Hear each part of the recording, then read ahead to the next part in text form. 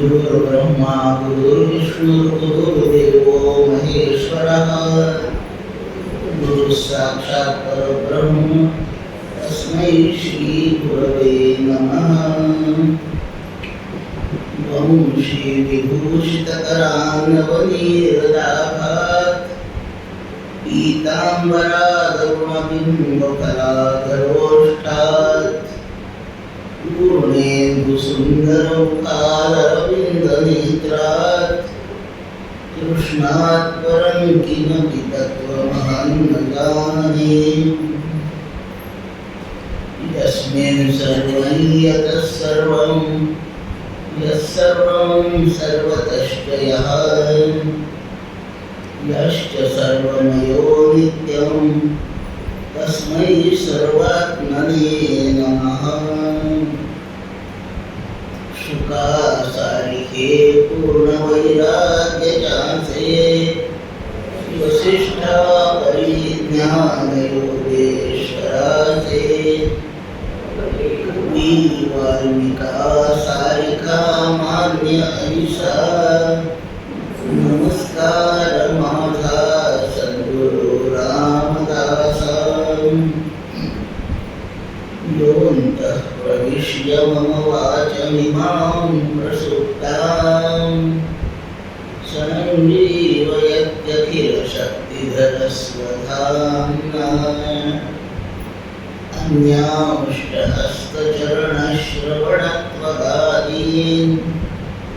प्राणान्नमो भगवते पुरुषाय तुभ्यं।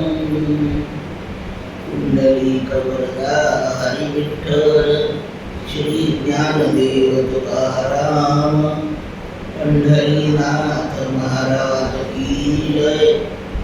माऊली ज्ञानेश्वर महाराज की जय। सद्गुरु समर्थ रामदास स्वामी महाराज की जय।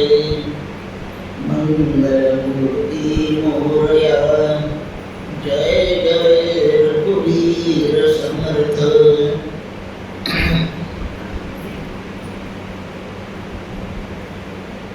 भगवान श्री पांडुरंग मंगलमूर्ती सकल स्थानीय देवता यांच्या श्री चरणांना वंदन। सकल सत्पुरुष संतांना नमस्कार। आपणा सर्व भाग्यवंत श्रोत्यांना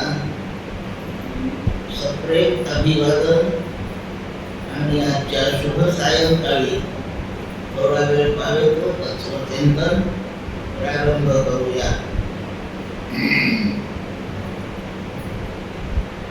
मदरमुदरी सद्गुरु जेणे तारिलो हा संसार पुरु म्हणवनी विशेषे अत्यादरू विवेकावरी। पांडुरंग हरी वासुदेव हरी पांडुरंग हरी वासुदेव हरी पांडुरंग हरी वासुदेव हरी।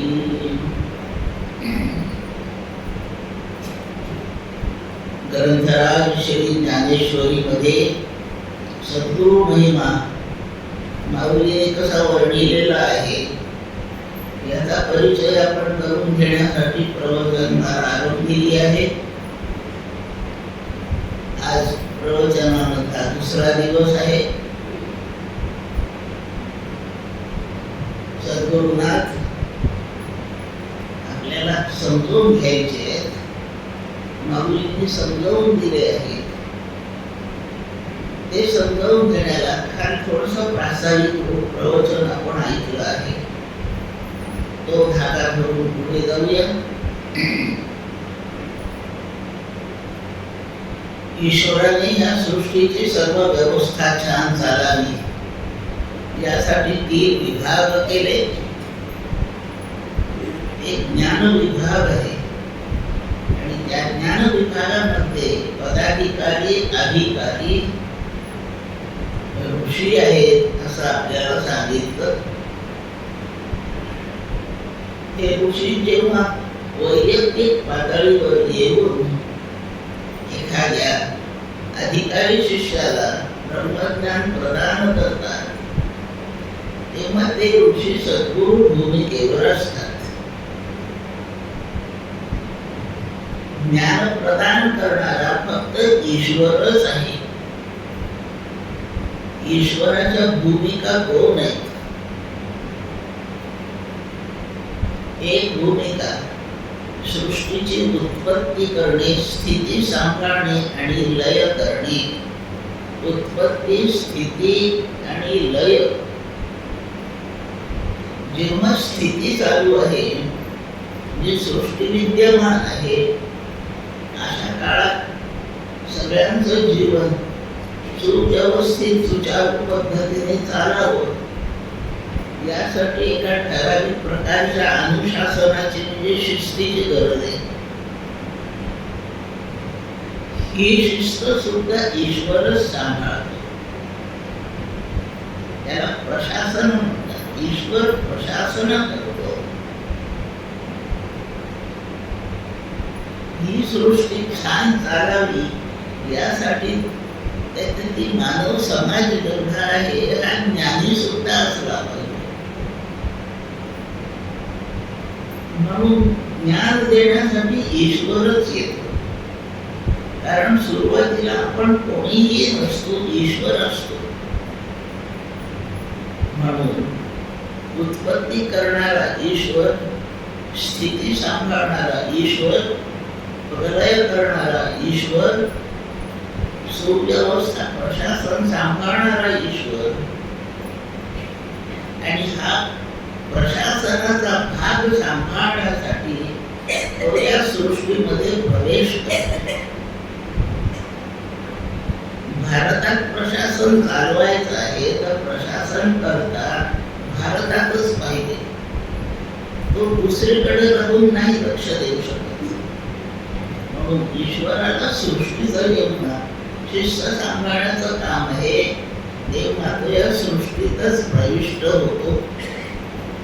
श्रुती सांगते तत् सृष्ट्वा तदनु प्राविशत्.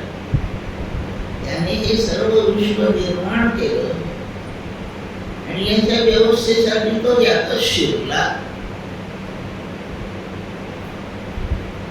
वर्गाची शिस्त सांभाळायची असेल तर शिकवणाऱ्या मास्तरला वर्गात शिरावं लागतं. मास्तर वर्गात आहे, मैदानात आहे आणि वर्गात विद्यार्थ्यांची शिस्त सांभाळायची असं नाही. जिथे शिस्त नियम सांभाळायचे त्याच ठिकाणी प्रवेश करावा लागतो. म्हणून ईश्वर प्रवेश करतो. जेव्हा उत्पत्ती, स्थिती, लय, प्रवेश आणि प्रशासन ही कामे ईश्वर करतो तेव्हा ईश्वराला प्रभू म्हणतात. सोपं लक्षात ठेवायला. ईश्वराची पहिली भूमिका प्रभू ही आहे. तेव्हा तो 5 कामे करतो. आता हे सगळं शिस्त विस्त राहण्याची सोय इत्यादी झालं. आता याच्यात ज्ञान विभाग सुद्धा आहे. हा ज्ञान विभाग सांगायचा जेव्हा आहे तेव्हा ज्ञानदानाचं काम करणारी भूमिका तो धारण करतो, घेतो भूमिका. ज्ञानदानाची ईश्वराची जी भूमिका आहे या भूमिकेत ईश्वराला सद्गुरु म्हणतात. सद्गुरु हा ईश्वरच आहे. पण ईश्वराला 2 भूमिका आहेत. ज्ञानदानाच्या भूमिकेवर आला की ईश्वराला सद्गुरु समजायचं आणि सृष्टीच्या एकूण कारभारासाठी भूमिका घेऊन उभा असेल तेव्हा त्याला प्रभू म्हणायचं. प्रभू म्हणजे ईश्वरच, सद्गुरु म्हणजे ईश्वरच. 3 कामे उत्पत्ती, स्थिती आणि प्रलय करण्यासाठी सुद्धा 3 भूमिका घेतो. रजोगुणी भूमिकेने सृष्टी निर्माण करतो. सत्वगुणी भूमिकेने स्थिती सांभाळतो आणि तमोगुणी भूमिका घेऊन प्रलय करतो. रजोगुणी भूमिका घेतो तेव्हा त्याचं ईश्वराचं नाव ब्रह्मदेव असं, तो निर्मिती करतो. आपण सगळे ब्रह्मदेवाने निर्माण केलेले, प्रत्यक्ष ब्रह्मदेवाने नाही केलं आपल्याला. ब्रह्मदेवाने मानसपुत्र मनु निर्माण केलाय आणि मनुने ही सृष्टी निर्माण केली. मनुने निर्माण केली आहे, आपण मनुचे आहोत. म्हणून आपल्या सर्वांना मानव म्हणतात. मनोहो इति मानवः, मनुचा जो त्याला मानव म्हणतात. आपण सगळे मानव आहोत म्हणजे मनुचे संतान आहोत. म्हणून ब्रह्मदेव आपला पिता नाहीये, ब्रह्मदेव आपला पितामह आहे, आपल्या पित्याचा पिता आहे. ब्रह्मदेवाला पितामह म्हणतात. आपण सगळे मानव मनुष्य. ब्रह्मदेव भूमिका रजोगुणी आहे, निर्मितीचं काम. विष्णू सांभाळण्याचं काम करतायत, ती सत्वगुणी भूमिका. विध्वंस करायचा म्हणजे क्रौर्य पाहिजे. असं क्रौर्य धारण करून जेव्हा ईश्वर भूमिका घेतो ती तमोगुणी भूमिका. त्या भूमिकेत त्याचं नाव रुद्र आहे. म्हणून विश्व चालवण्याला ईश्वर तीन भूमिका घेतो, ब्रह्मदेव, विष्णू आणि रुद्र. रुद्र म्हणजे शंकरच, पण रुद्र शब्दाचा अर्थ रडवतो म्हणून त्याला रुद्र म्हणतात.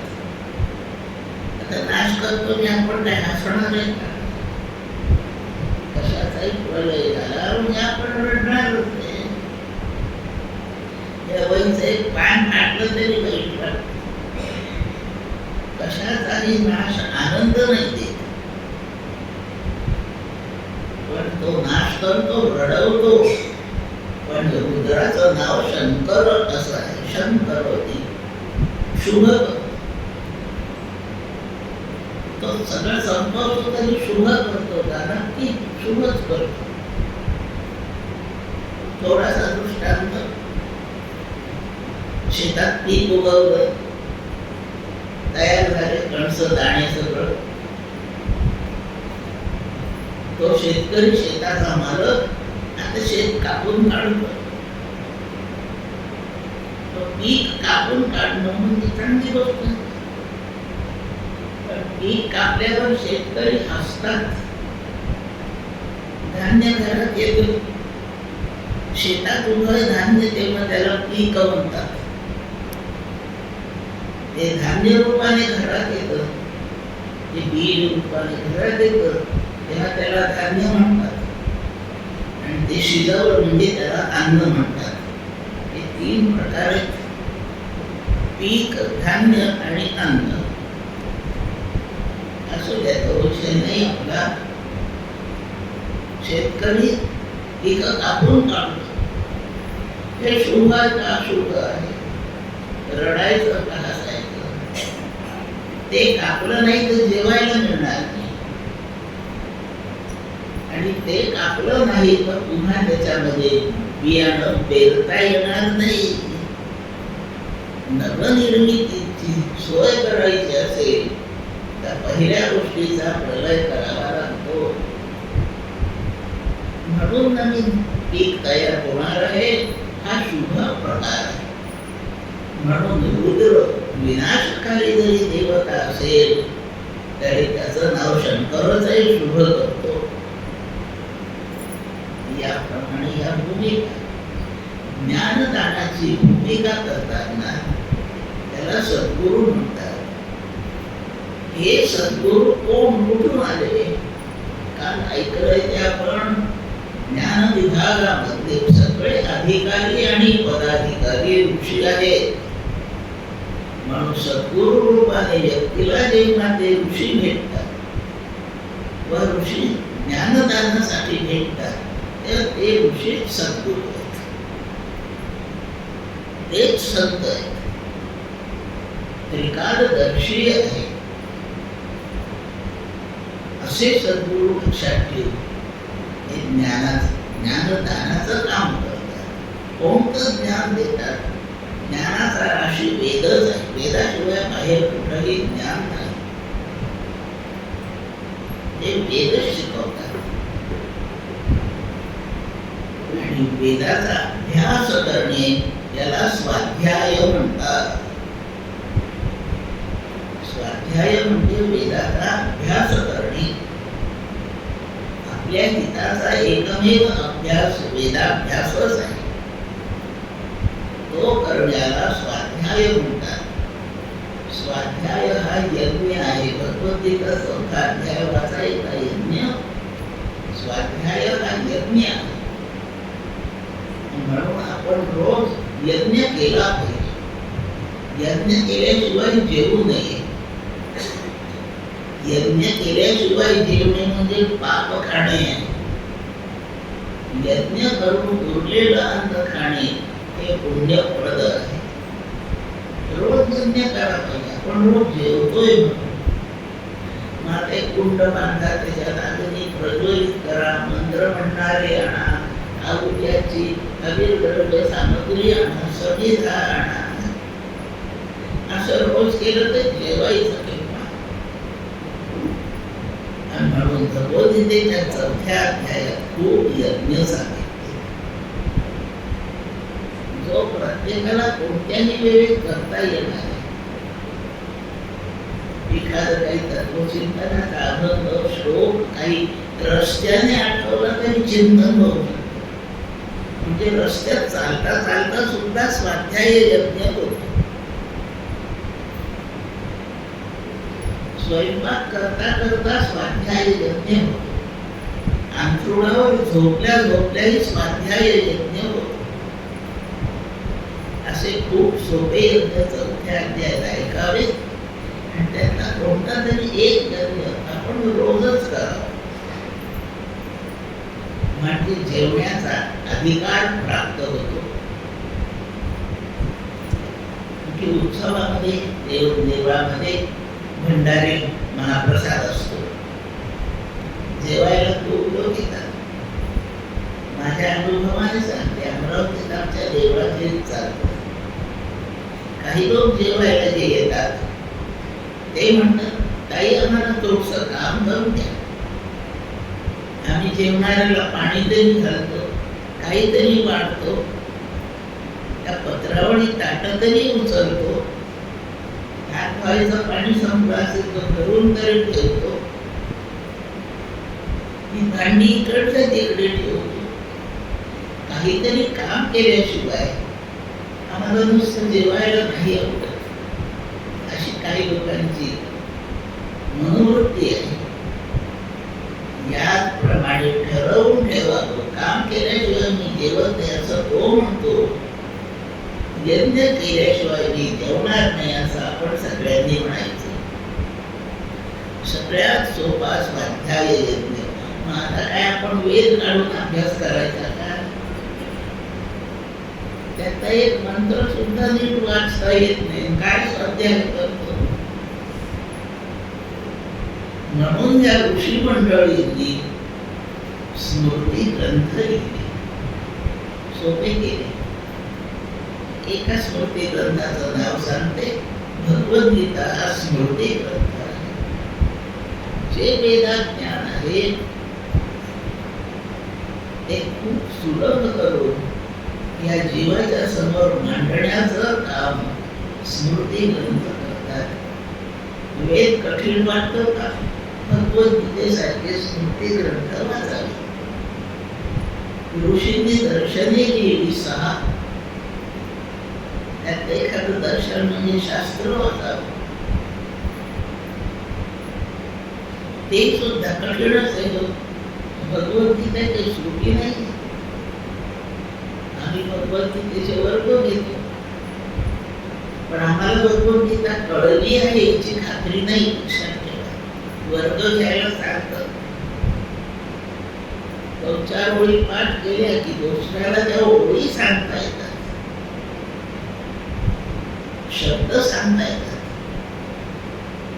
शब्दांचे अर्थ म्हणजे समानार्थी दुसरा शब्द सांगता येतो, पण शब्दातील अर्थ कळल्याखेरीज शिकवण्याचं काम नाही करता येत. जे करीत असतील त्यांचा अभ्यास करण्याची ती सुरुवात समजा.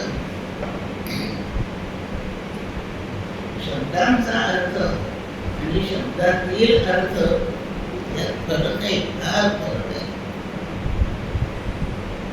एका दृष्टांताने सांगते वस्तुस्थिती.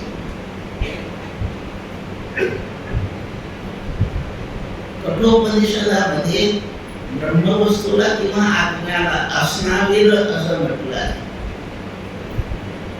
अस्नावीर, अस्नावीर म्हटलेलं आहे. याचा अर्थ स्नायू नसलेला असा होतो. समानार्थी शब्द वापरून अर्थ सांगायचा असेल तर ज्याला स्नायू नाही त्याला अस्नावीर म्हणतात. शब्दाचा अर्थ. आता कठोपनिषदाला मला प्रवचन करायचं असेल तर एवढं सांगून मी मोकळे. काय कळत कोणाला? काही कळालं नाही.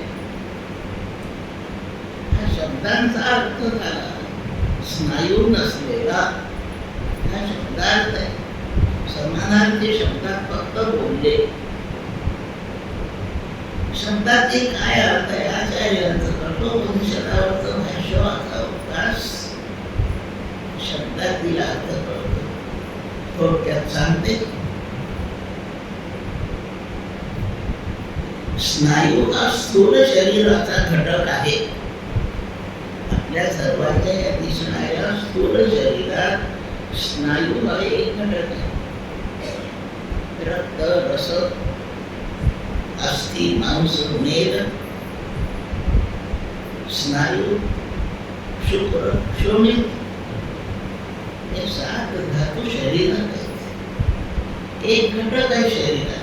हे स्थूल शरीर बनताना हे 7 घटक वापरले.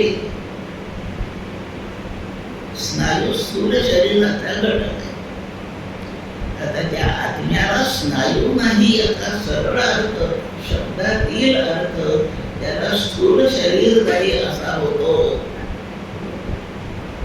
शब्दाचा अर्थ स्नायू नसलेला असा आहे, पण शब्दातील अर्थ स्थूल शरीर नसलेला असा आहे. स्थूल शरीर जन्माबरोबर मिळालं. मग जन्म कशामुळे मिळाला? काय विवेचनात न जाता सांगते. जन्म घेणे लागे वासनेच्या संगे. या जन्मात त्या कर्मांचे ठसे चित्तावर आहेत. ते इच्छांचे ठसे आहेत. अतृप्त इच्छा आहेत. त्या फळ दिल्याशिवाय थांबणार नाही. आणि फळ भोगायचं असेल तर शरीर पाहिजे. हे स्थूल शरीर पाहिजे. स्थूल शरीराला पंचीकृत महाभूतम भोगायतन उच्यते. भोगाचं साधनच हे शरीर आहे. म्हणून याचं कारण स्थूल शरीर मिळण्याचं कारण जन्म आणि जन्माचं कारण अतृप्त वासना हे आहे. अतृप्त वासना या जन्मातल्या चित्तावर आहे. हे चित्त अंतःकरणाचा घटक आहे आणि हे अंतःकरण पुढील जन्माचं कारण आहे. स्थूल शरीर इथेच पडतं. त्याचं दहन करतात तर जमिनीत पुरतात का पाण्यात सोडतात काही हो.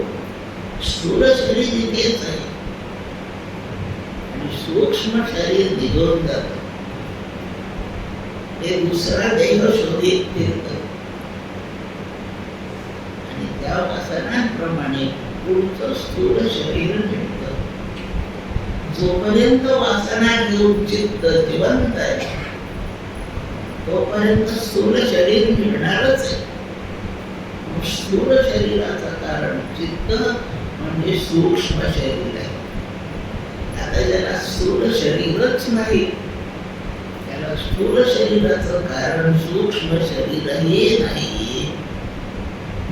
त्याला स्थूल शरीर नाही, त्याला सूक्ष्म शरीर नाही. मग सूक्ष्म शरीर असतं त्याचं कारण काय?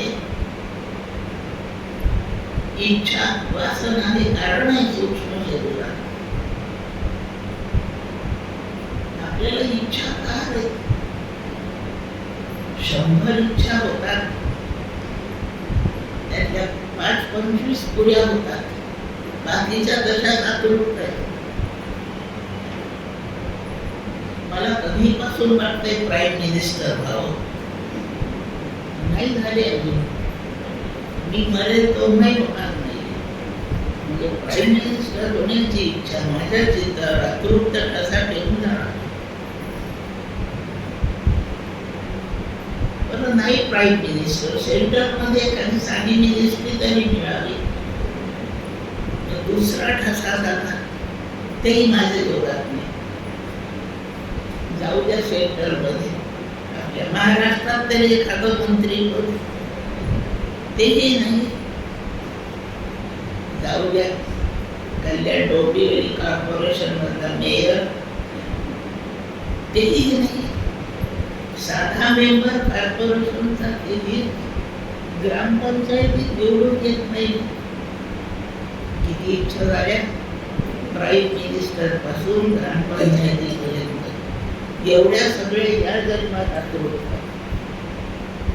म्हणजे मला किती जन्म घ्यावे, या अशा इच्छा मी का केल्या? मला माझ्याबद्दल माझी काय पात्रता आहे याचं ज्ञान. म्हणून चुकीच्या इच्छा, त्याप्रमाणे चुकीची करणे अज्ञानाचा परिणाम आहे. सूक्ष्म देहाचं कारण अज्ञान. अज्ञान हा तिसरा देह आहे, ते कारण आहे सगळं, म्हणून त्याचं नावच कारण देह आहे. त्याला स्थूल शरीर नाही म्हणून कारण, सूक्ष्म शरीर नाही त्याचं कारण म्हणून त्याला कारण शरीर नाही. त्याला 3ही शरीरे नाही. आपल्यापैकी प्रत्येकाला 3 शरीरे आहेत. अस्मावीर शब्दाचा अर्थ त्वम देहत्रयातीतः असा आहे. हा शब्दातील अर्थ. हे वचन माहित आहे ना सगळ्यांना? त्वम देहत्रयातीतः पाठ करून ठेवलंय ना? आमचे मंडळ अथर्व शीर्ष म्हणण्याचे, त्याच्या 100,000 तरी म्हणून झालंय. पण देहत्रयातीतः शब्दातील अर्थ इतका अस्मावीर शब्दात. आता 3 देह नाही, देहालाच बाल, तरुण आणि वृद्ध अवस्था येतात. या 3 अवस्था या शरीराच्या आहेत. मग शरीरच नाही तर अवस्था कुठून आल्या? म्हणून त्वम अवस्थात्रयातीतः हा अस्मावीरचा शब्दातील अर्थ आहे. अवस्था कालाशी संबंधित आहे. बालपण ठराविक काळात आहे, तारुण्य ठराविक काळात आहे, वार्धक्य ठराविक काळात आहे. अवस्थांचा संबंध कालाशी आहे. अवस्थाच नाही तर काळ कुठून? त्वम कालत्रयातीत आहे. ही सगळी भानगड 3 गुणांमुळे आहे. सत्व रज तम 3 गुणांमुळे एवढी भानगड आहे. मग ही भानगडच नसेल तर याचं कारण गुण कुठून आले? त्वम गुणत्रयातीत आहे. अस्मावीरचा शब्दातील अर्थ अशा पद्धतीने जेव्हा विषय समजतो तेव्हाच आनंद आहे. शब्द करून नाही. आता मी आपणापैकी कोणाला म्हणतात तू गप्प फार शहाणी आहे. शहाणी शब्दाचा काय अर्थ आहे? त्याचा अर्थ चांगला असाच आहे. पण मी असं म्हटलं तर तुम्हाला राग येईल का? म्हणून शहाणी शब्दातील अर्थ वेगळा आहे, शहाणी शब्दाचा अर्थ वेगळा आहे. आणि परिणाम करतो शब्दातील अर्थ. शब्दाचा अर्थ परिणाम नाही करतो. परिणामकारक शब्दातील अर्थ असतो. असं सगळं शास्त्र शिकताना या थोड्या थोड्या बारकाव्यापर्यंत आपण जावं. हे सगळे बारकावे ऋषींनी पुढे मांडले. ऋषी आचार्य होतात, सद्गुरू होतात, प्रबोधन करतात, सामान्यपणे करतात. आता प्रबोधनाचा जो वर्ग आहे, प्रवचन माला, प्रबोधन करणारी माला आहे, हे सद्गुरूचं काम आहे. मी वक्ता आचार्य या बुद्धीने मी बोलत नाही, हे काम सद्गुरूचं आहे. आणि शास्त्र शिकणार हे वेदाध्ययन सुरू आहे. कठीण आहे, वेद समजत नाही म्हणून स्मृती ग्रंथ आहे, दर्शने तेही कळत नाही म्हणून आचार्यांनी कानी स्तोत्रे रचली. हेही कठीण आहे. संतांनी आपल्या भाषेत मराठी प्राकृतामध्ये ग्रंथ लिहिले, ज्ञानेश्वरी लिहिली, दासबोध लिहिला, तुकाराम महाराजांनी गाथा लिहिला, ते वाचावं. एवढे 4-5 हजार अभंग कुठे वाचायचे? ज्ञानेश्वरी काही सोपी आहे काय? 9030 ओव्या. आम्हाला लोकल पकडायची तर खायला वेळ नाही. तुमची ज्ञानेश्वरी अशी आपली घटना पुन्हा दुसरी नको, वेळही नाहीये. ज्ञानेश्वरी सोपी नाहीये. दासबोधही म्हणावा असा सोपा नाहीये. यातून सोपं सद्गुरू संत ऋषी करून देतात. आणि ज्ञानोबाने हरिपाठ लिहिला, 27 अभंग. समर्थांनी मनाचे श्लोक लिहिले, तेच वाचावे. आता तेही कळत नसेल तर तेवढं कळण्याकरता तरी आपल्याला आता तप करणे लागेल. यापेक्षा काय सुरू करायचं? म्हणून रोज मनाचे श्लोक वाचले, हरिपाठ म्हटला तरी वेदाध्ययन होतं हे लक्षात घ्या. वेदांचं तत्वज्ञानच मनाच्या श्लोकात, हेच हरिपाठात. स्वाध्याय यज्ञ केल्याशिवाय थांबू नये. आपल्या ह्या प्रवचन मालेमध्ये रोज संध्याकाळच्या प्रवचनात स्वाध्याय यज्ञ सुरू आहे. म्हणून आता आपण खूप धीरपणाने रात्री जेवावं. स्वाध्याय यज्ञ झाला, मस्त जेवावं. अगदी पूर्णाच्या पोळ्या करून खाव्या. स्वाध्याय केलाय. आता नाही वाचन, आता डोळे काम नाही करीत वाचायला. जाऊ कान चांगले मग श्रवणाला पैसे. प्रवचनात काही वाचायचं नाही, ऐकायचं नाही. शास्त्र श्रवण करणे हाही स्वाध्याय यज्ञच आहे. एखादा माणूस तो चांगला बोलतो, एखादं वाक्य रस्त्यात भेटतो, चांगलं वाक्य बोलून जातो, तो स्वाध्यायच. जिथे प्रपंचाच्या शिवाय सुखाच्या व्यवस्थेचं काही बोललं जातं, तो सगळा स्वाध्यायाचा भाग. आपण त्या बुद्धीने फक्त तिकडे पाहिजे. हा स्वाध्याय करताना, हे वाचन श्रवण करताना आपल्याला अर्थ कळावे म्हणून ते त्याला कळाले आहे. त्याच्या सहवासात चालू बसावं. त्याच्या सहवासाचा परिणाम आहे ज्यांनी साधने घेणं सन्मार्ग लागले. समर्थांचा शेवटी संत संतांमध्ये साधने घेणं सन्मार्ग लागले. साधने घेणं म्हणजे आपल्या प्रयत्नाशिवाय आपला मार्ग दुरुस्त होतो. सरळ ट्रॅकवर आपली गाडी येते, आडवाटेत कुठे बसत नाही. फक्त सहवास करावा. साधने घेणं सन्मार्ग लागेल. मी अमरावतीहून एसटी बसने एकदा पुण्याला चालले होते. हिवाळा दिवस होता. माझे कामकाज आटोपले, गाडीची वेळ झाली, घाई फार झाली, सामान भरण्यामध्ये विस्मरण झालं. मी स्वेटरही घेतला नाही, शालही घेतली, का भयंकर थंडी. एसटी गाड्यांच्या खिडक्याही लागत नाही, पुष्कळ तेही उघड्या, वाराही काय वाहतोय, आतमध्ये शिरले. गर्दी फार होती गाडीमध्ये. 2 माणसं, 3 माणसाच्या सीटवर 1 जागा रिकामी. आता इथेच बसणं झालं. दोन्ही पुरुष होते. त्यांना म्हटले जरा म्हणजे एका बाजूला मी बसते, तुम्ही मध्ये बसा म्हटलं ठीक आहे, मध्ये बसते. तो एक इकडे सरकला, तो तिकडे सरकला, मध्ये जागा मला मिळाली. राग नाही आला मला, मध्ये बसावं लागल्याचा राग नाही आला. खिडकी पुढी बाजूची, थंडी काय पडली होती. त्या डावीकडच्या माणसाच्या अंगावर छान जाड शाल होती आणि उजवीकडच्या माणसाच्या अंगात मस्त कोट स्वेटर. जरी साधने विण सन्मान,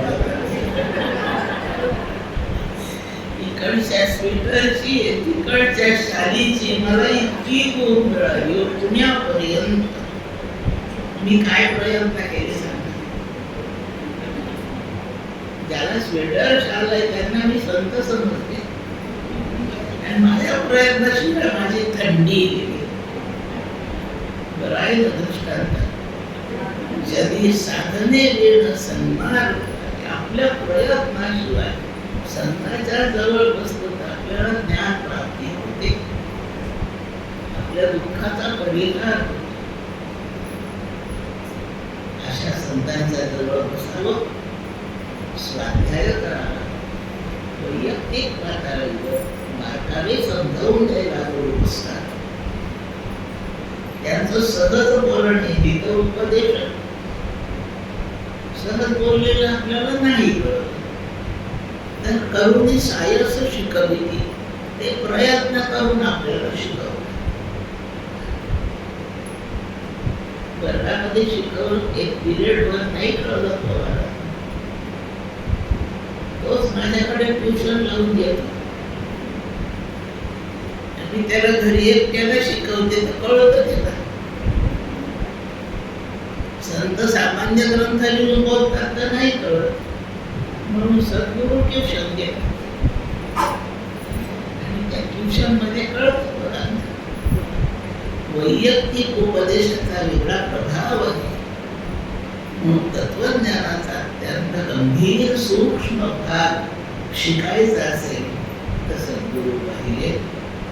या सद्गुरूंचा महिमा सांगताना त्यांच्याविषयी माऊली पहिल्याच अध्यायात बोलते.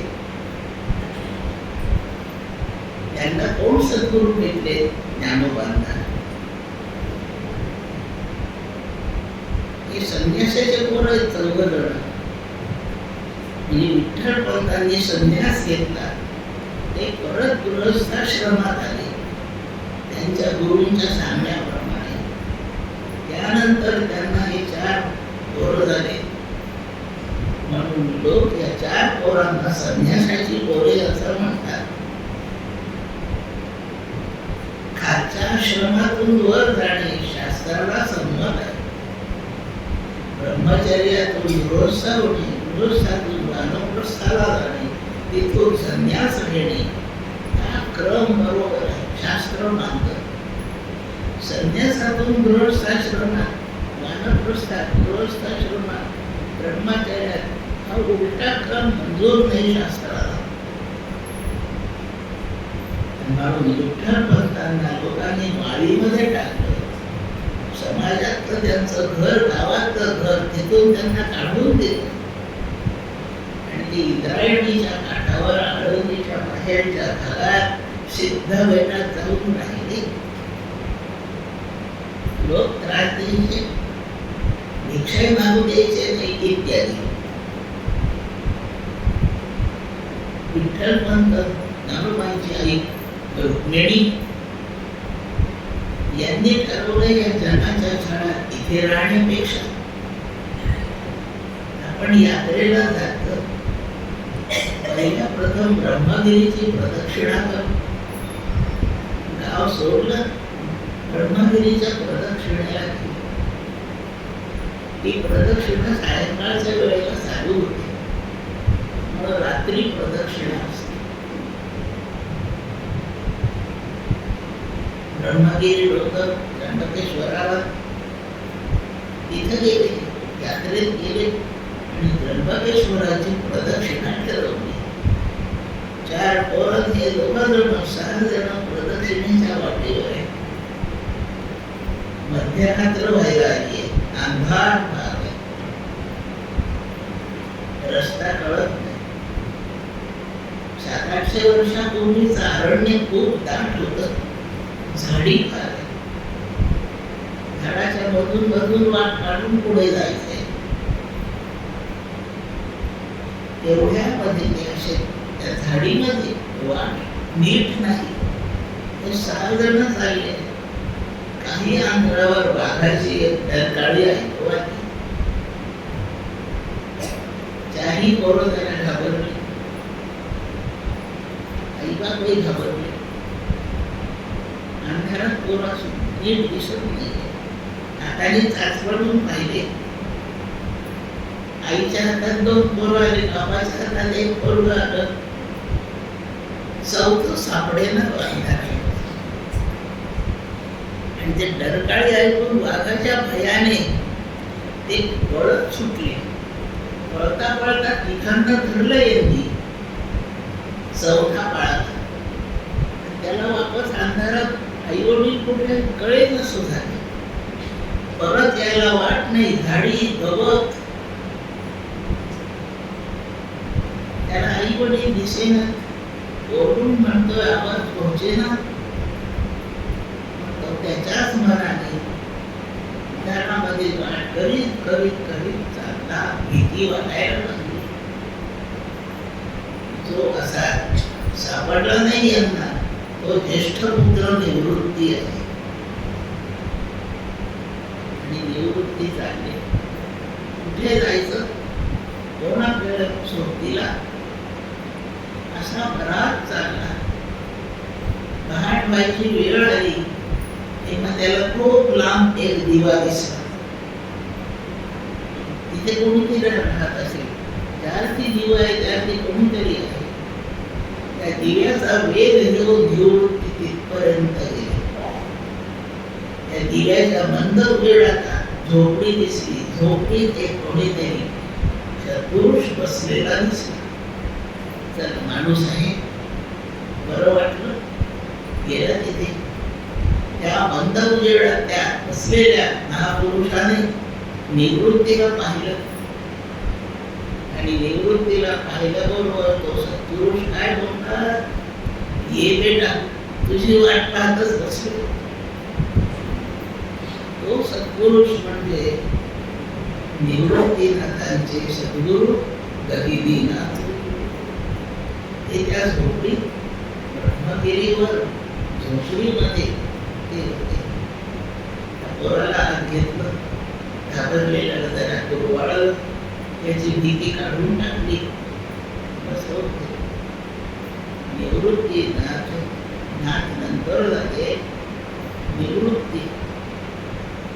7 दिवस त्या सत्पुरुषांच्या झोपडीत काय केलं तिथे. हे योगी नाथपंथी, नाथपंथ म्हणजे पहिला नाथ महादेव आहे. इथून मच्छेंद्रनाथ, गोरक्षनाथ, गहिनीनाथ ही परंपरा नाथांची आहे. आपल्या पावसचे स्वामी या नाथपंथातले. हा नाथपंथ 7 दिवसात नाथपंथाची दीक्षा दिली. नाथपंथामध्ये येणारं तत्वज्ञान शंकरापासून, महादेवापासून आलं. म्हणून या तत्वज्ञानाला शांभव असं नाव. गहिनीनाथाने निवृत्तीनाथाला सर्व वेदांतामध्ये शांभव शिकवला. इथून पुढे ह्या ज्ञानाचा प्रसार प्रचार तू करायचा. योग शिकवला नाथपंथ योग्यांचा पंथ आहे, अष्टांग योगाचा पंथ आहे. गहिनीनाथ म्हणतात निवृत्ती. हा योग कलियुगामध्ये नाही कामाचा. इथे आचार विचाराची शुद्धी कमी आहे, मनावर नियंत्रण कमी आहे, वैराग्य कमी आहे. म्हणून नाथपंथाचा हा योग इथून पुढे समाजाला पेलणार नाही. म्हणून ह्या योगाचं रूपांतर भक्तीमध्ये करा आणि भक्तीतून योग शिकवा, भक्तीतून तत्वज्ञान शिकवा असं सांगितलं. 7 दिवस त्याच्याकडून शिकवल्या ज्ञानाची. त्याला कशी सवय झाली, किती अवगत झालं त्याला, याची परीक्षा केली. त्याच्या मस्तकावर हात ठेवला. तुला नाथपंथाची दीक्षा मिळाली आहे, तुझं नाव आजपासून निवृत्तीनाथ असलं. इथून पुढेही तू सगळं निवृत्तीनाथाचं ते इतकं छान झालं. 3 भावंड हे दोघं जण निवृत्ती नाही करत करत वाईट वाचत शेवटी त्र्यंबकेश्वरात आले. महादेवा पुढे बसले. त्यांची आई म्हणते, माझा निवृत्ती जिथे असेल तिथे सुखाचा ठेव वाट पाहत आहे. आणि ज्ञानोबा निवृत्तीच्या पाठचा ते आईला म्हणतात, अगं दादा येईल, तो कुठं जातोय, शहाणा आहे आपला दादा, तू बिलकुल शोक करू नको, तो येईल. 8व्या-9व्या दिवशी निवृत्ती आला. त्याला माहित नाही त्र्यंबकेश्वराच्या देवळात आहे, आता कुठे जायचं. महादेव आपला आद्य गुरु आहे, आपण महादेवाच्या दर्शनाला जाऊ. म्हणून निवृत्तीनाथ तिथे आले. ज्ञानोबा म्हणतात, आई दादा आला. सगळे भावंड आनंदित झाले, आई वडील आनंदित झाले, सगळ्यात आनंदी आनंद. असे संभ्रमाचे निमित्त गेले. आणि ज्ञानोबा, आपण या कथेच्या मुख्य मुद्द्यावर आलोय. ज्ञानोबा म्हणतात, दादा आपण यात्रेला निघालो तेव्हापेक्षा तिथे एकमेकाशी योग झाले तिथपर्यंत तू वेगळा दिसत होता. आज आलाय तर तू वेगळा दिसतो दादा. काय घडलंय, तुला काय मिळालंय म्हणून तू इतका आनंदी का चांगला आहेस, एवढा समाधानी, एवढा प्रसन्न, तुझं तेजच बदलून गेलंय. दादा काय भेटलं तुला. आणि निवृत्तीनाथ म्हणतात, हे तुला केव्हा तरी नंतर सांगेन. तो दिवस गेला, आणखी 4-5 दिवस गेले असते. हे पुन्हा आळंदीत परत आले. आणि ज्ञानोबा रोज पाहतात आपल्या दादाला काय मिळालं, दादा आपल्याला देणार आहे, केव्हा देणार आहे, वाट पाहत चालली. एक दिवस सकाळची वेळ आहे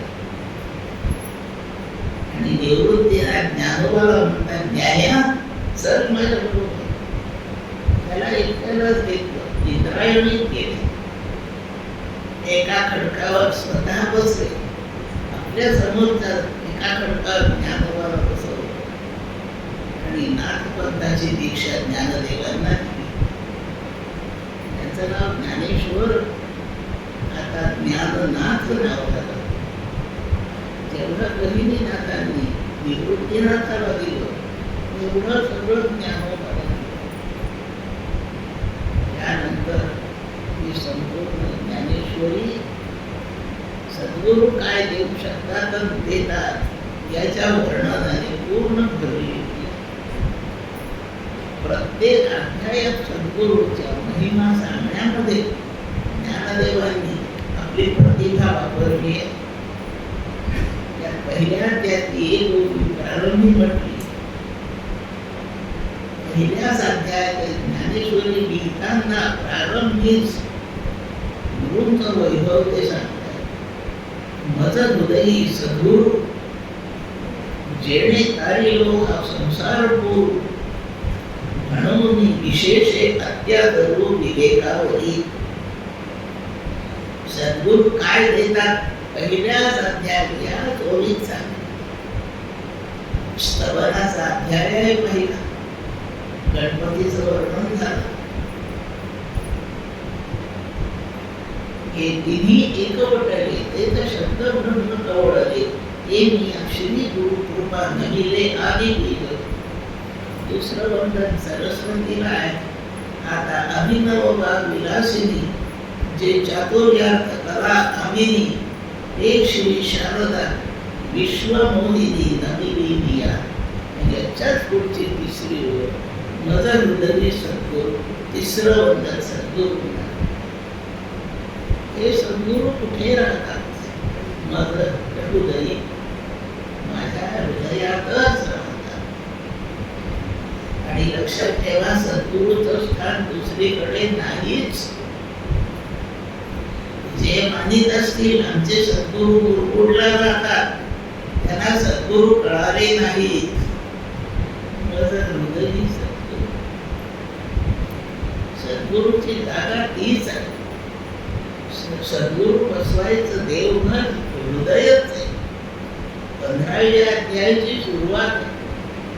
आता हृदय जे आपुले चौफाळून या भले बरी बैसव पाऊले श्री गुरूंची.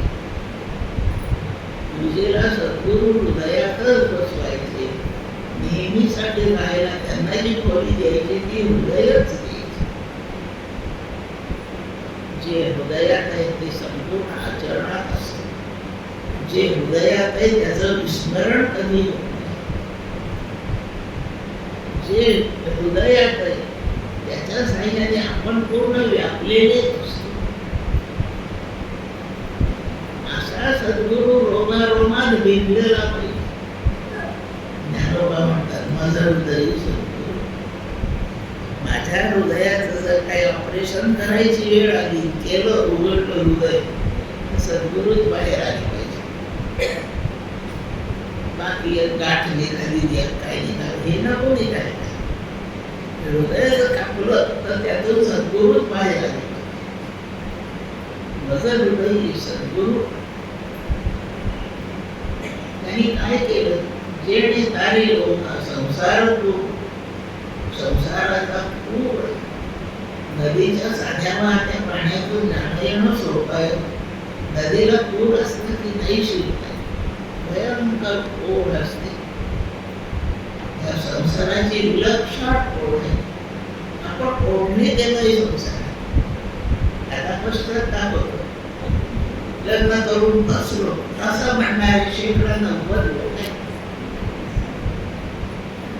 काय गेले त्याच्यात? त्यांच्या अशा प्रयत्नांनी ना मर्जीने नाही, ते ओढणे गेलेत. लक्षात ठेवा. आपल्याला पुरातून बाहेर जावं वाटतं का? ओढणे जातो. आपल्या प्रारब्धवशात आपण या संसारात ओढले गेलो. नदीच्या साध्या पाण्यातून बाहेर येणं त्यातच सोप आहे. पुरातून नाही बाहेर येत. हा संसार असा मला ओढून विषयात घेऊन गेला असं शहाण्याला देवता कळतं. तेव्हा पुरातूनही मला बाहेर कोण काढू शकेल? पुराची ओढ ज्या ताकदीची आहे त्यापेक्षा जास्त ताकद ज्याची आहे तोच आपल्याला पुरातून काढतो. जे नितारिलो हा संसार माझ्या गुरुदेवांची ती ताकद आहे. त्यांनी संसाराच्या या क्लेशकारक परिस्थितीतून मला सोडवलं. माझ्या इथे संसार आहे, इथं मी आहे, त्यांनी ओढून बाहेर काढलं असं नाही अर्थ. तो संसार नाही हे मिथ्यात्व त्यांनी मला कळवलं. म्हणून मी जिथे तिथे सुरक्षितच झालो. हा संसार सागर ओलांडून जायचा. या पुरातून बाहेर पडायचं. ही संसाराची नदी आहे, ही संपवायची आपल्याला. त्याला पूर म्हणतात, सागर म्हणतात, नदी म्हणतात. काही म्हणा. पाणी आणि भयानक आहे. जेवढं जीवन आहे तेवढं ते भयानकही आहे. तर संसार असाच भयानक, यातून बाहेर पडायचं. आमच्या मीराबाईंचे पद आहे म्हणून छान, भवसागर सब सुख गयो, फिकीर नाही तुझे करण नक्की, मोहे लागी लटक गुरु चरण नक्की. सद्गुरूच्या प्रेमात जाऊन पडले समोर, त्यांच्याविषयी भक्ती निर्माण झाली आणि भवसागर तरुण जायचा हा प्रश्नच संपून गेला. कारण तो सगळं सुकूनच गेला, त्यात पाणीच नाही राहिलं, चालत जाता येते. मिथ्यात्व समजले हा गुरुने दिलेला महान प्रसाद. म्हणून जेणे तारलो हा संसार पूरच नाही. मग वाटला कसा आधी आहे, स्वप्नामध्ये पूर दिसतो, समुद्र दिसतो, आपण बोलताना दिसतो. ते प्रत्यक्ष आहे का? ते स्वप्न असेपर्यंतच खरं आहे. स्वप्न संपलं की तो पूर गेला, तो समुद्र गेला, आपण डुबणं पण गेलं. तसं आपलं अज्ञान आहे तोपर्यंत संसार लाभदायक आहे. एकदा गुरुच्या मुखाने ज्ञान झालं की संसारच उरत नाही. मग काय उरतं? हे सगळं भगवगुरु उरतं, बस बाकी काही उरत नाही. मग कशाची भीती? भवसागर सर्व सुख गयो, नदीतून चालत जा, जमीन आहे, पाणीच नाही. या प्रकारे जेणे तारिलो हा संसार पूर, त्याचा फळ काय मिळालं मला, काय परिणाम झाला माझ्यावर. म्हणून विशेषे अत्यागर्भ विवेकावरती सद्गुरु माझ्या हृदयात स्थापन केले. याचा परिणाम मला विवेक प्राप्त झाला. मी विवेकी झालो. यशापूर्वी अविवेकी होतो. विवेक शब्दाचा अगदी सोपा अर्थ सगळ्यांना माहित आहे. दोन वेगवेगळ्या धर्माच्या वस्तू एकत्र मिसळल्या की त्यांना एकमेकापासून वेगळं करणे, याला विवेक म्हणतात. दृष्टांत तांदूळात खडे आहे, खडे आणि तांदूळ वेगळे करणे, विवेक शब्दाचा निवडणे असा अर्थ आहे. खडे आणि तांदूळ यांची जातच वेगळी आहे. हे दोन जातीचे पदार्थ एकत्र झाले, या दोन जातीच्या पदार्थांना वेगवेगळं करणे म्हणजे विवेक करणे. एवढं वेगळं करून विवेक पूर्ण नाही होत.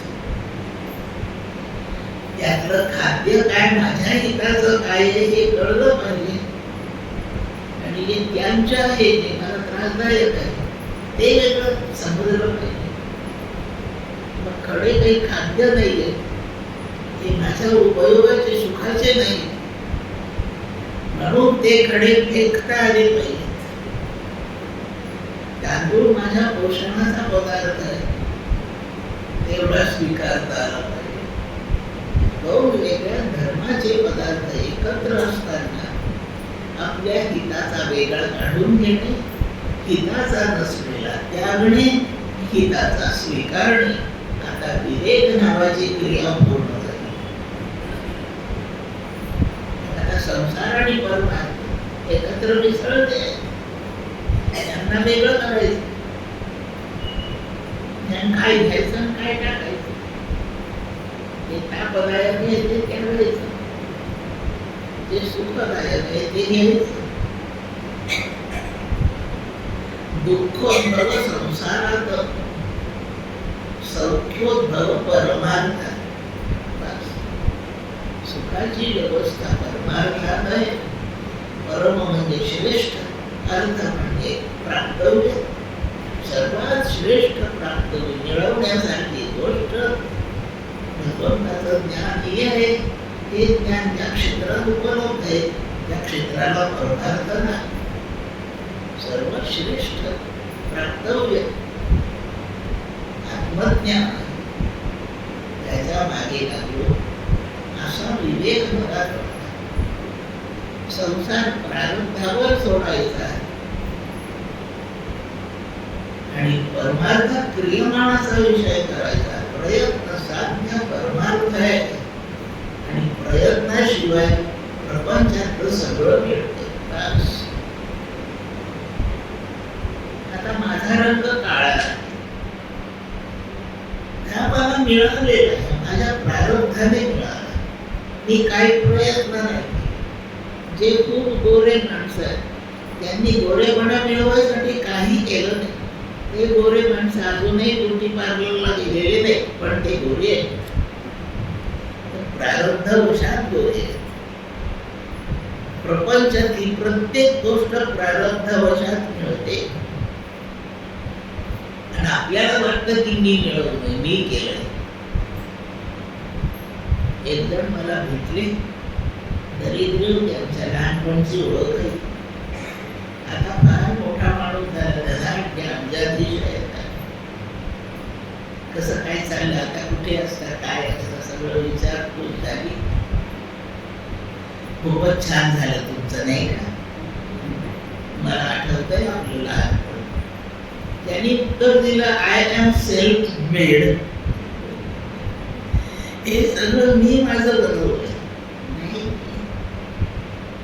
हे प्रारब्ध. आपल्याला ताप येतो, आपण कधी इच्छा केली का मला ताप यावा? त्याच्यासाठी काय प्रयत्न केले? कोणत्या देवाला नवस केलं की मला ताप येऊ नये? येतो प्रारब्ध. 2-3 दिवसांनी औषध न घेता जातो ताप. कसा गेला? प्रारब्धावशात गेला. रोज प्रारब्धाने जेवतो. साखरेचे कारखानदार आहेत. हजारो क्विंटल साखर रोज तयार करतात. डायबिटीस आहे, डॉक्टर म्हणे कणभरही साखर खाऊ नका. प्रारब्धाने त्याला साखर नाही दिली, लक्षात ठेवा. नाही केला त्याचा भोग. प्रपंचातली प्रत्येक गोष्ट फक्त प्रारब्धाने ताट वाढून आलं, घास खाणे गिळणे एवढा आपला प्रयत्न पाहिजे. प्रारब्धाला थोडीशी जोडली पाहिजे. थंडी पडली, ब्लँकेट घेऊन मी अंथरुणात भिजले आहे. थंडी घालवण्याची व्यवस्था ब्लँकेट मिळून प्रारब्धाने केली आहे. आता माझा प्रयत्न पुढे ते फक्त अंगावर ओढून घेणे एवढाच. तेवढं मला करणे भाग आहे. तेही प्रारब्ध अधिक अनुकूल असलं तर माझी आई, बहीण, भाऊ कोणीतरी येऊन ते ब्लँकेट मला तांदळून पण देतात. हे प्रारब्ध वशात. पण प्रारब्धाच्या भोगासाठी थोडीशी हालचाल एवढंच करून आपल्याला करावं लागतं. पण परमार्थ असा प्रारब्ध वशात थोडी अनुकूलता येते, पण तो प्रयत्न साध्यच आहे. प्रयत्नपूर्वक विष्णू सहस्रनाम म्हणायचं, प्रयत्नपूर्वक भगवद्गीता वाचायची, प्रयत्न करून अर्थ समजून घ्यायचा. आपला आपल्याला नसेल कळत तर ज्याला कळतंय त्याच्यापाशी जायचं. एका प्रयत्नात होत नसेल तर दीर्घ प्रयत्न पुन्हा पुन्हा करायचा. प्रयत्न साध्य परमार्थ आहे. आता केल्याबरोबर पूर्ण होईल असं नाही, पुढचा जन्म येईल. पण केलेला परमार्थ वाया नाही जाणार. तिथून उरलेला तिथे दुसऱ्या जन्मात सुरू. आपण कल्याणमध्ये राहतो. आपलं पोरग 8वीत आहे, बदली झाली, गेलो नागपूरला. पोरालाही सोबत न्यावं लागतं. पण त्याचं पुढचं शिक्षण आता नागपूरमध्ये. नागपूरमध्ये गेल्यावर त्याला ऍडमिशन मिळेल, कोणत्या वर्गात मिळेल? इथे 8वीत त्यांनी शाळा सोडली आहे, त्याला नागपूरमध्ये 8वीतच घेतात. लक्षात. कल्याणमध्ये शिकलेलं शिक्षण त्याचं वाया नाही, त्याला पुन्हा पहिलीच नाही झाली. इथे त्याचं 8वी पासून सुरू होतं. ह्या जन्मात केलेला परमार्थ वाया नाही जा, पुढील जन्मात तिथून पुढचा सुरू होतो. प्रयत्न साध्य परमार्थ हा सोपा व्हावा, सहजपणे व्हावा म्हणून साधन काळात सद्गुरू भेटले तर फारच मजा आहे. नाहीतरी सद्गुरूंची जी नेमकी गरज आहे तिथे ते उपलब्ध होतील. सद्गुरूंचं पहिलं देणं आपल्या ठिकाणी विवेक जागृती होते. हिताचं काय हे समजून जातं. जे हिताचं नाही आहे तेही आहे. गुलाबाच्या झाडाला काटे असतात. हिताचं फूल आहे तेवढंच घ्यायचं. हिताचे नसलेले काटे सोडून द्यायचे, पण काट्याशिवाय फूल नाही मिळायचं. मला शेंगदाणे खायला आवडतात. कुठून मिळतात? शेंगदाणा पाहिजे असेल तर मला शेंगेसह घ्यावा लागतो. लक्षात ठेवा, शेंग नसलेला दाणा झाडाला लागतो. ज्याला शेंगदाणा पाहिजे त्यांनी टरफला सहज घेतला पाहिजे. तसं प्रपंचामध्ये काही सुख दुःख सहज घेतली. तहान लागली पाणी द्यावं, आणलं तुम्ही भांड्यावर पाणी घ्या. मी म्हणते मी भांड नाही मागितली, मी पाणीच मागितले. भांड्याशिवाय पाणी देता येत नाही. समजून का तुम्हाला देता आलं, पण भांड्याशिवाय मला पाणी पिता येत नाही. पाण्याचा संबंध भांड्यासहच आहे. दाण्याचा संबंध त्या टरफळाच्या शेंगेसहच आहे. असं आपण जन्मलो, दुःखासह सुख आहे.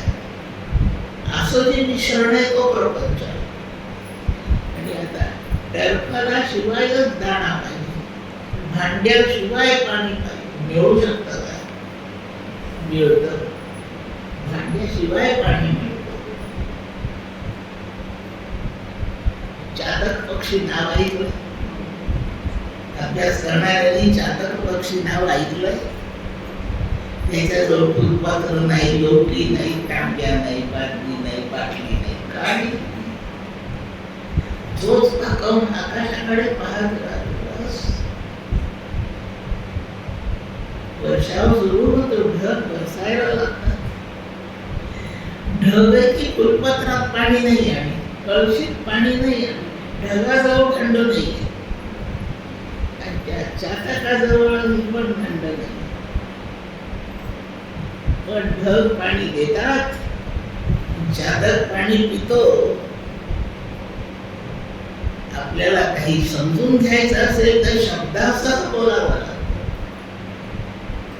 माझे विचार मी शब्दांनी सांगते, तुमचे विचार शब्दांनी ऐकते. विचाराच्या देवाणघेवाण करण्यासाठी आपल्याला शब्द लागतात. पण परमार्थाचं वर्णन माऊली करते हे शब्देन संवादी.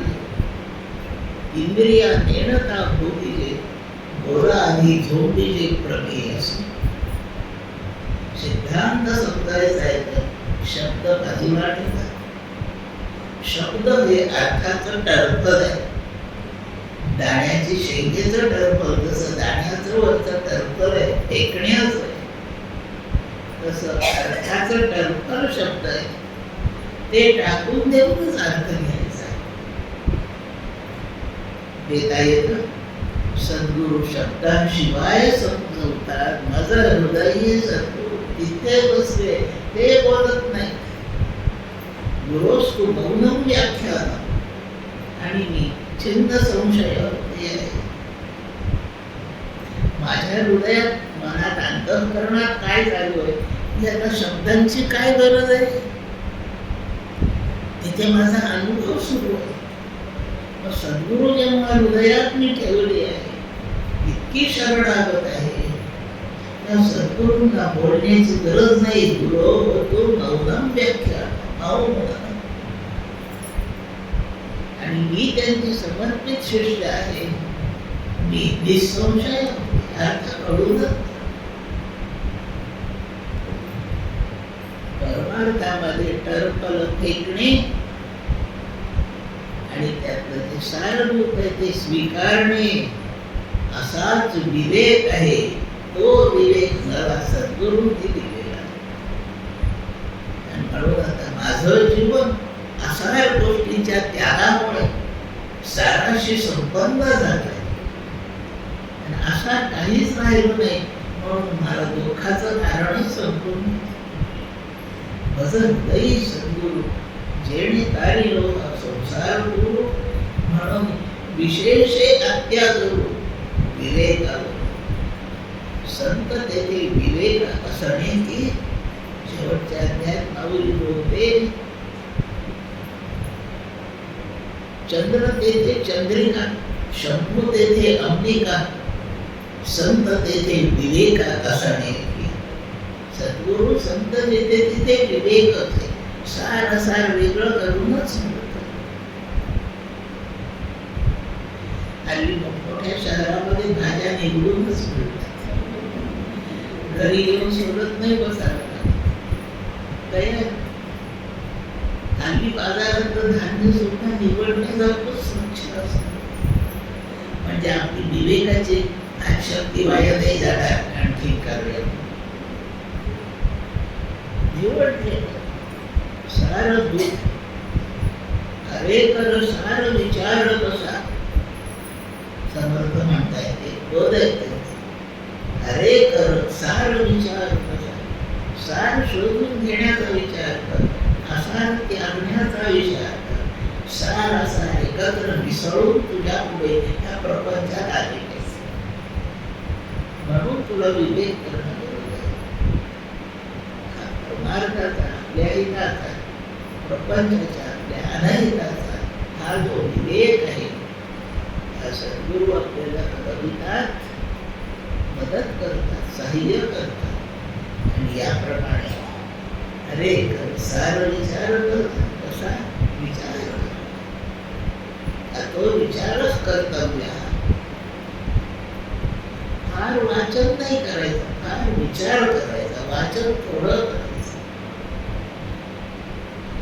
गमेलं भर अन्न नाही खायचं, थोडं खायचं पण ते पचवायचं.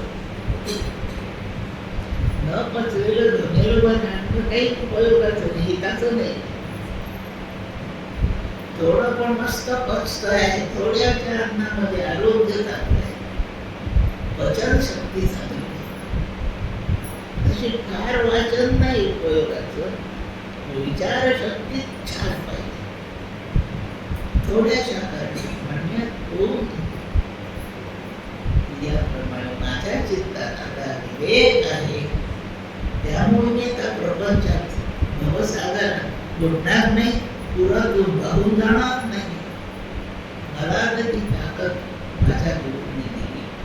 मज हृदयी सद्गुरु जेणे तारी लोक संसार गुरु म्हणून विशेषे अत्यादरू विवेका. किती स्पष्ट दिसायला लागलं मला, जैसे डोळ्या अंजन भेटे ते वेळी दृष्टीसी फाटा फुटे, मग वास पाहि देत प्रकटे महाविधी. पायाळू जन्म असतात काही लोकांचे, जन्मताना आईच्या पोटातून डोकं पहिलं बाहेर येतं, बहुतांश असे. काहींचेच पाय आधी बाहेर येतात, त्यांना पायाळू म्हणतात. पायाळू जन्मणाऱ्याला आकाशात विजा चमकतात पावसाळ्याच्या काळात, त्या विजेपासून धोका असतो. त्या पायाळूजवळ उपजत एक शक्ती असते, त्याला भूमीमध्ये काढलेलं धन दिसतं, जमिनीतलं पाणी दिसतं. एक ठराविक प्रकारचं काजळ त्याच्या डोळ्यात घातलं की त्याला जमिनीत पुरलेलं सारं धन दिसतं.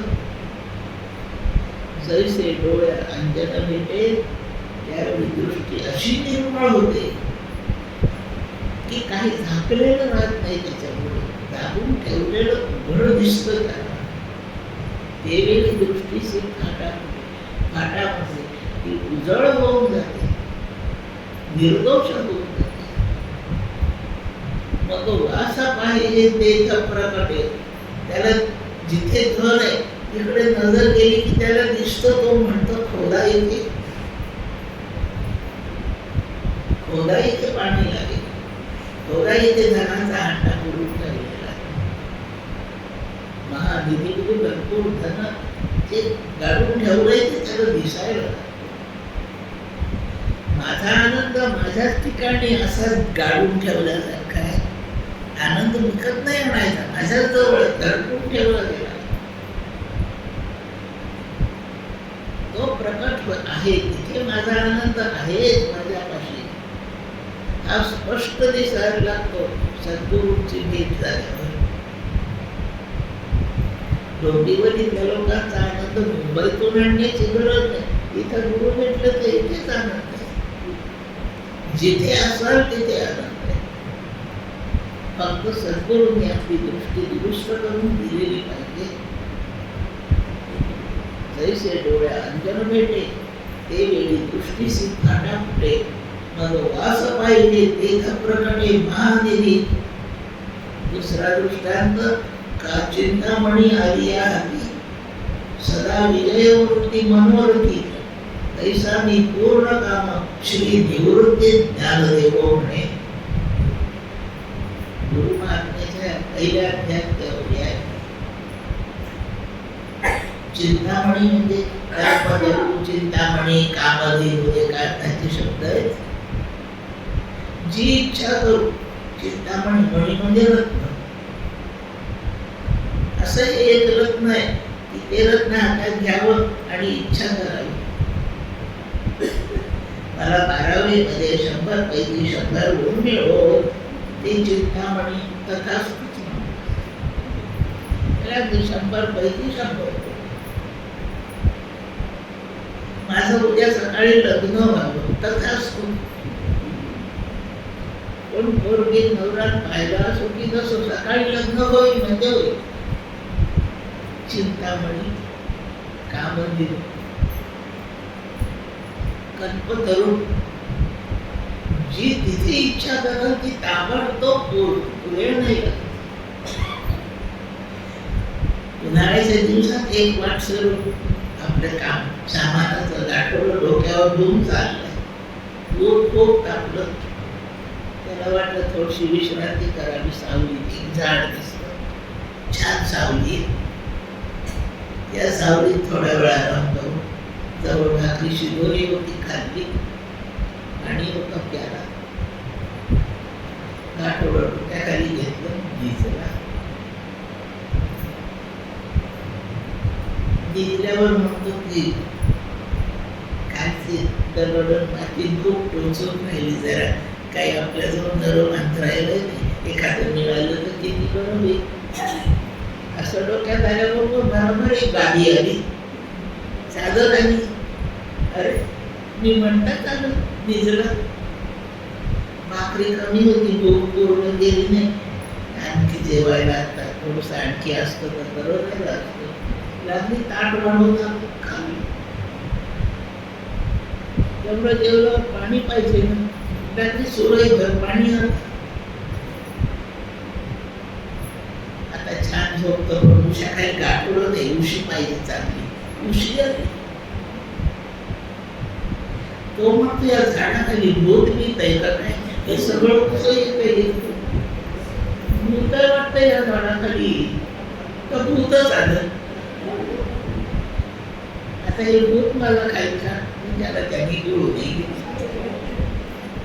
जे जे मनात येईल ते कल्पवृक्ष होता ते झाड त्यांनी डोक्यात येईल ते. चिंतामणी म्हणजेच कामधेनू सारखा धर्म आहे. कल्पवृक्ष, कामधेनू, चिंतामणी मनात येईल ते ताबडतोब पूर्ण करतात. माझे सद्गुरु चिंतामणी आहेत. का चिंतामणी आली हाती, सदा विजय वृत्ती मनोरथी. कोणताही मनोरथ इच्छा करा, विजयीच होतो. तसं मी सुखाची कामना केली हृदयात त्या सद्गुरु पुढे, ज्ञानोबा म्हणतात सुखी झाले. काही दुःखाचा संबंध उरला. सदा विजय वृत्ती मनोवृत्ती तैसा मी पूर्ण काम श्री निवृत्ती गुरुच्या पुढे माझ्या सगळ्या इच्छा तृप्तच झाल्या, उरल्याच नाही. 100 इच्छा होत्या 100 पुऱ्या झाल्या असं नाही. असं असू शकेल 100 पूर्ण झाल्या, इच्छा संपून गेल्या, तृप्तीचा प्रश्नच उरला नाही.